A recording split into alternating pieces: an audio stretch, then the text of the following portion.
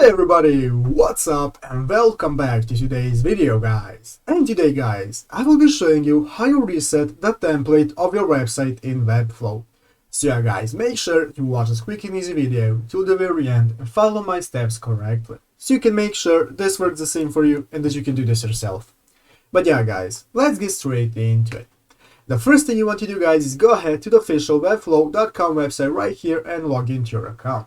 After logging into your account guys, you'll be greeted by this main page right here where you can see all of the options that you can access on Webflow. Here you will be able to see all of the websites that you have created on Webflow, and here you have the button to go ahead and create a new website if you want. But guys, for today's video I'm going to be using this website right here that I have already created called YouTube Tutorials. So guys, I'm going to go ahead and open up the website right here by clicking on Open Designer, and now this will open up the website in the page. So guys, you can see I already have a template right here that I have edited, and now I have a new template that I have made how I like it to look like. So if you look at the left side of the screen, you will see all of the options and modules that you can use for managing your website and all the features on your website. As you can see your components here, you can add new elements and so on.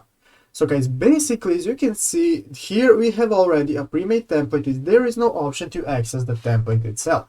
So as you can see, there is no option right here at the left side of the page, and at the right side of the page you will see that there is a style option that enables you to edit every page. So guys, basically what you can do is there is no option to reset the template itself. Basically, Webflow just does not give that option to the user. What you can do is to go ahead and remove every style that you have put to every page so that you can return it to its normal state and start over again.